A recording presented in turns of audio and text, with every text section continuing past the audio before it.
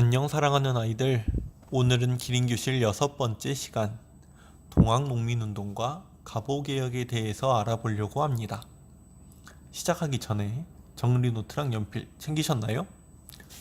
여러분이 기린교실을 통해 사회 공부의 재미를 느끼고 교과서 이상의 풍부한 이해를 얻기 바랬는데 선생님의 생각보다 효과가 덜한 것 같아서 아쉽습니다. 매일매일 조금씩이라도 책상 앞에 앉아 공부하는 습관을 들이면 좋겠어요? 시작 전부터 잔소리를 들으니까 공부할 맛이 안 난다고요? 어쩔 수 없습니다. 선생님은 잔소리꾼이니까요. 그럼 시작합니다. 지난 시간에 갑신정변에 대해서 공부했었지요. 갑신정변 이후 조선은 거의 모든 개혁이 중단되고 다시 과거로 돌아가고 있었습니다. 부패한 관리들은 자신의 이익을 위해 조정에 보고도 하지 않고 높은 세금을 매겨 거두거나 겨울과 봄에 쌀을 빌려주고 가을에 많은 이자를 챙기는 등 백성들을 고통에 빠뜨렸지요. 그중 고부지역, 오늘날 전라북도 정읍 지역의 군수 조병갑의 횡포가 굉장히 심했습니다. 백성들을 강제로 동원하여 저수지를 만들고 그 저수지에서 농사철마다 물 이용료를 받는다거나 근처에서 관리를 지냈던 아버지를 기리는 비석을 세운다며 세금을 평소보다도 더 많이 거둔다거나 죄 없는 사람들에게 죄를 뒤집어 씌워 재산을 빼앗는 등 헤아릴 수 없이 많은 잘못들을 저질렀지요. 이에 전창혁이라는 노인이 마을 대표로 조병갑에게 항의를 하다가 곤장을 심하게 맞고 죽고 맙니다.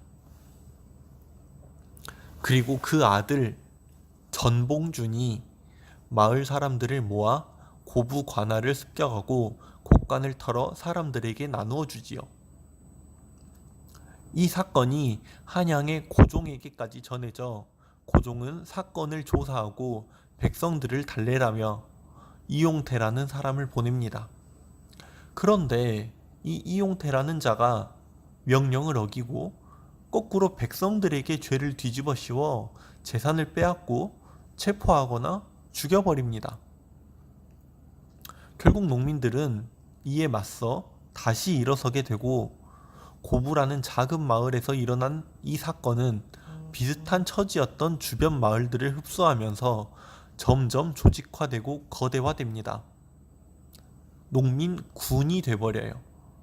이 농민군은 정읍 황토현 전투, 장성 황룡촌 전투 등에서 광군을 상대로 연달아 승리하며 마침내 조선 이씨 왕조의 본가인 전주성까지 점령하게 됩니다.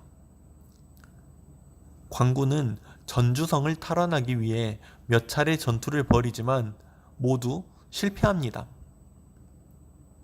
그리고 조선은 이모군란, 갑신정변의 실수를 또다시 반복합니다. 우리 힘으로 농민군을 해볼 수가 없다. 어떻게 했을까요? 맞습니다.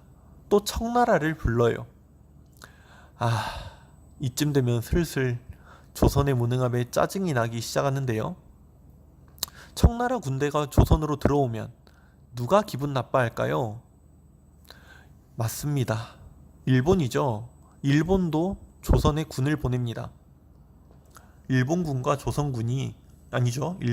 청나라군이 조선을 쳐들어온다, 조선으로 들어온다 라는 소식을 들은 우리 착한 조선의 농민들은 혹시라도 외국 군대가 우리나라로 들어와서 우리나라에 피해를 주지 않을까, 우리 때문에 우리나라가 피해를 입지 않을까 라는 걱정에 스스로 해산합니다. 스스로 해산해요. 이에 고종도 탐관오리들을 처벌하고 신분제도 없애주겠다 하고 농민들과 약속합니다. 이 약속을 전주에서 화해하며 맺은 약속이다 라고 하여 전주화약이라고 합니다. 이제 밀란이 해결되었으니 청나라 군대와 일본 군대가 돌아가야겠지요. 하지만 일본군은 돌아가지 않습니다. 경복궁을 점령하고 조선을 거점 삼아 청을 공격합니다. 졸지의 조선이 청나라와 일본의 전쟁터가 되어버린 거예요. 일본은 평양성과 황해를 거쳐 중국 본토까지 쳐들어갑니다.